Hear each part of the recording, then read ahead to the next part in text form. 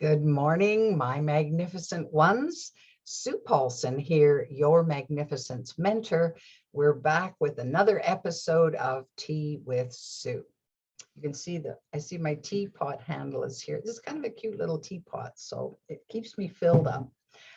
It's a glorious day here. The sun is shining. Spring is coming. I couldn't be happier. So today, what I want to talk about is what is draining your battery. What brought this topic on was there was something wrong with my old car all of a sudden, and the battery was draining, and I had to keep phoning my local motor association, bless their hearts, to come and rescue me and give me a boost and so on. And once they did that, I take it into the mechanic, and it turns out that the electronic module for my locking system is what's draining the battery. And unless I wanted to pay $2,000 to have this module swapped out, which I didn't, it's an old car. I thought, oh, so they came up with a solution for me, and they put a little knob attached to some kind of a gizmo that would turn off the battery so that whether my doors were unlocked or locked, it wouldn't drain the battery anymore because there's no juice getting to the rest of it. And I'm going, oh, okay, well, it's a bit of a pain to unlatch my hood and get under there and turn this little knob if I'm going to let the car sit for any period of time. But I've got used to it. And so I've figured out how to disconnect. So this is a cool metaphor when you think about how there can be so many things in life that drain our batteries, that just seem to just little by little, or even big bit by big bit, just suck the life right out of us, suck the joy out, the happiness, the sense of ease and calm and peace. And it makes life harder. It makes life tougher. So the first thing, of course, is to identify what is draining your battery. What is just gradually making you feel less and less engaged and having that joie de vivre, which is so important for all of us as we go day by day. At least that's what I want. I want that sense of, wow, life is fun and exciting and interesting. But let's face it, worries will get in the way, will drain our batteries. Fears will drain our batteries. Other people's negativity drains our batteries.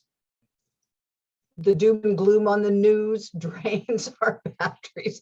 There's all kinds of things that just kind of at us, and then just little by little we feel weaker and weaker and weaker. No wonder we want to stay in bed all day on a Sunday morning, because we don't have a lot of life left, and we need a recharge. All right, but I don't think calling your local motor association is going to do it in this case. So let's think about that and look at some strategies. And so the first strategy, of course, is awareness, that you start to become aware of what drains you. What is it that really, and it could be a little things chronically happening over time, or it could be a big shock and then you feel really drained, or a big disappointment, or a big sadness or something like that just drains you down.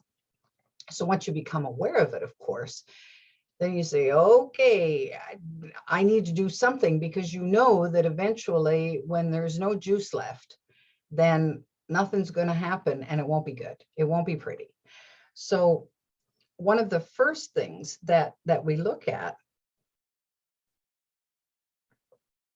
is to, first of all, say, how do we turn off the source of the drain? So I know if you're a plumber and one of the water pipes breaks, the very first thing they do is they turn off the water. So they just turn it off, so there's no more source there. So in this case, let's say that you're getting some constant negativity from someone you know, and it doesn't seem to matter how bright you are, they're not.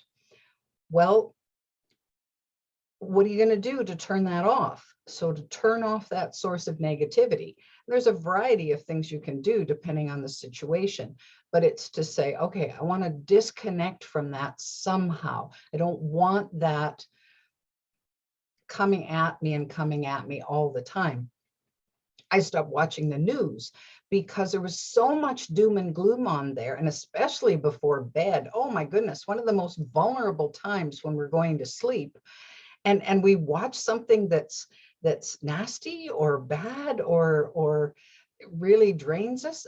Not a good thing, because then our minds process it overnight. Well, you wonder why you might have wild, weird dreams or nightmares. Well, maybe it's the news.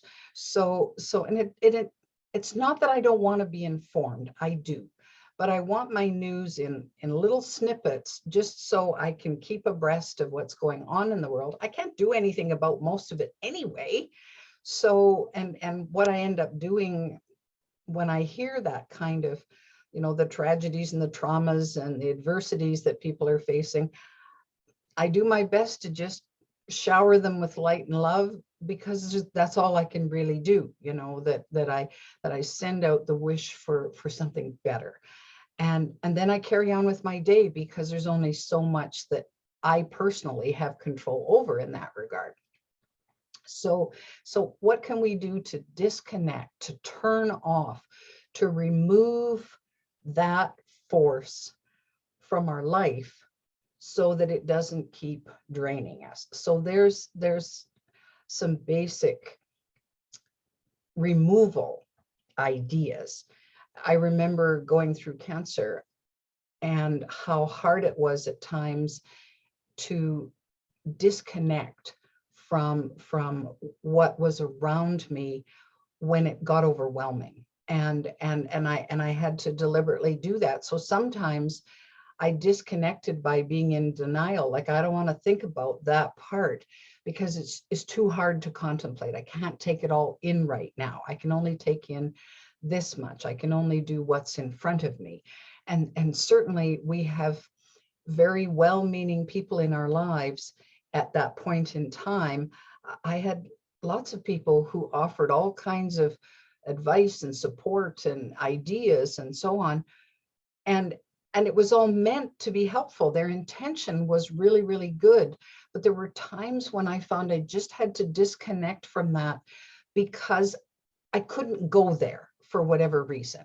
And I knew that there were parts of it I needed to do the way I could do it, not the way they felt was the best for me, but the way I knew was going to be best for me, or even if I didn't know, that was the way I had to do it.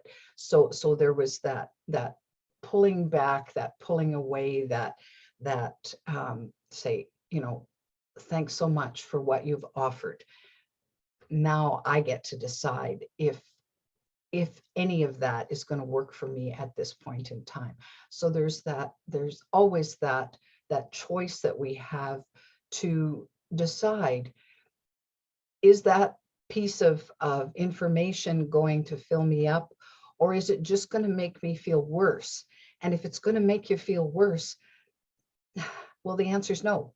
The answer is just flat out no, not right now.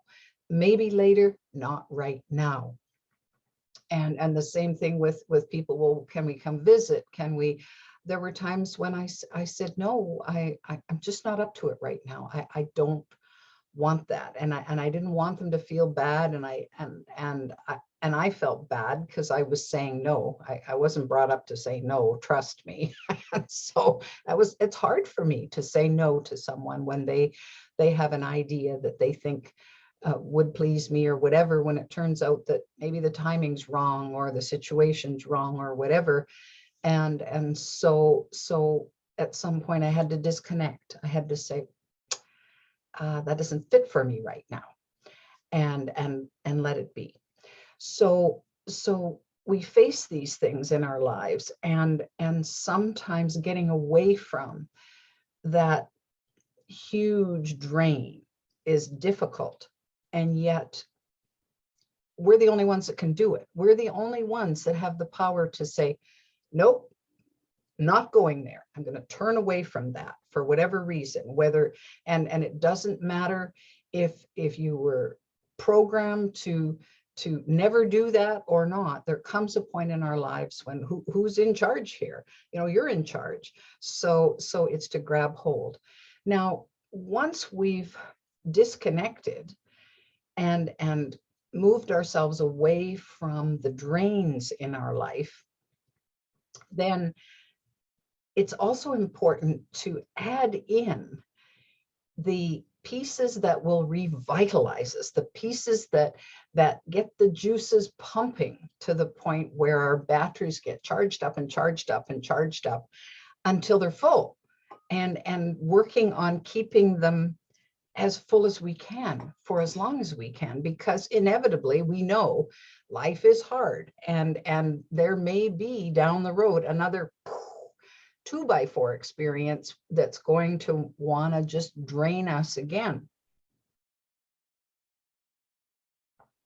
So what do we do to revitalize, rejuvenate, to get back to a state where our bodies feel at peace and we're not stressed out about things, and life is good?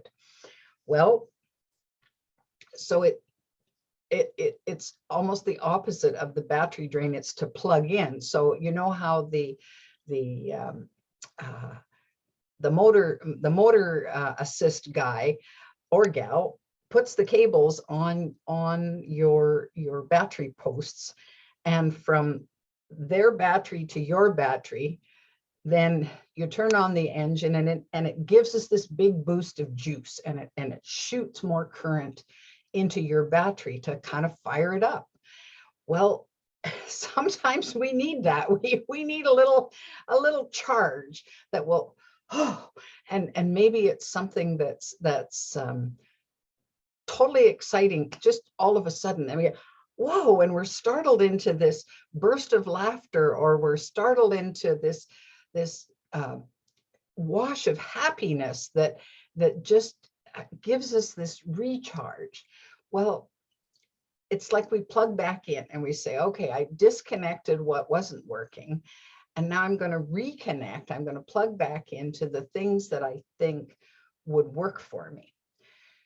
So that burst, that flare, but you know how they tell you, okay, now in order to maintain the charge, then there's some things you need to do. Keep your motor running, keep your, drive around and let it charge itself, let it recharge. So what do we need to do to keep that charge building and building and building and building and building until we're at the full level? What we need to keep adding something. So what is it? So one of the tools that I have used that has been very helpful for me has been meditation, because I find that when I get still, when I reconnect with my spiritual self, with the power of all that is, and remember that I am an integral part of God and the universe, then I get something from that. Like there's this beam of energy that just begins to fill my soul. Even if I only do it for 5 minutes, then I get that recharge. And then throughout the day, if I remember those meditative moments and the feeling that I got from it, I get another little surge and another little surge. And so there's this more continuous flow of good things happening. The same thing happens when I think better thoughts.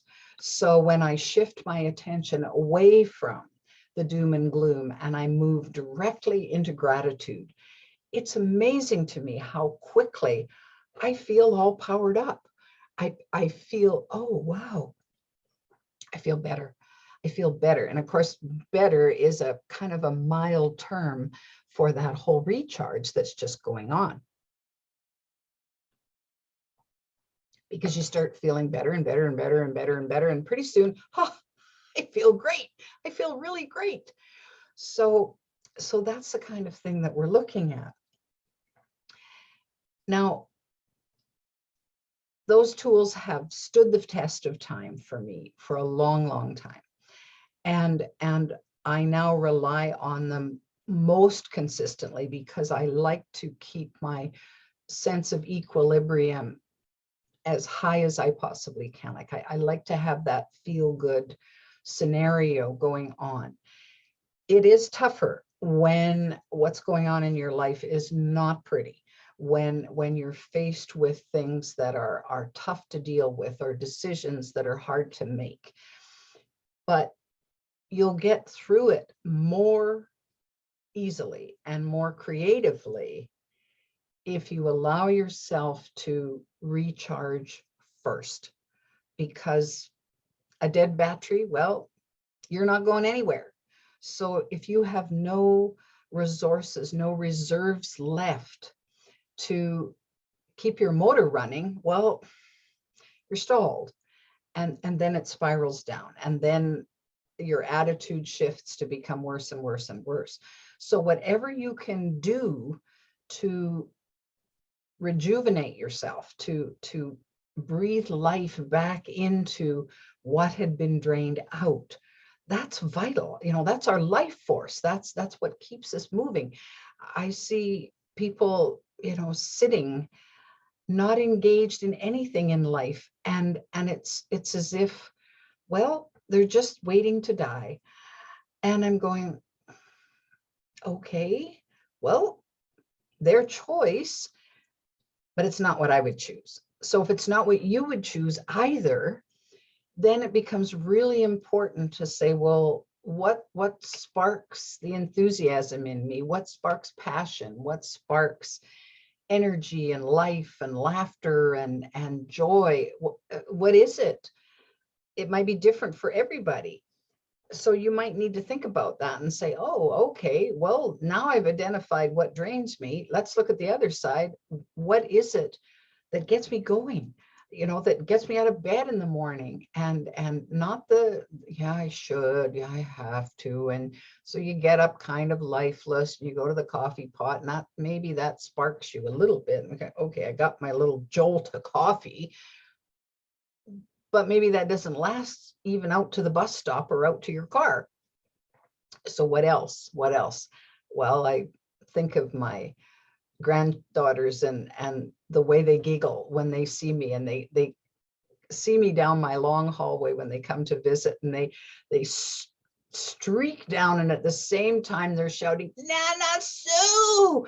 and they're giggling and laughing, and they just run into my arms, and I just grab hold of them. Well, if that doesn't charge up my battery, nothing will. So and even just the memory of that makes such a difference. If I'm having kind of a gloomy day, it just fires me up again. I'm going, oh yeah. And so we have those in us. And I mean, bless the memories that we retain, because long after people that we love are physically gone, we have those memories.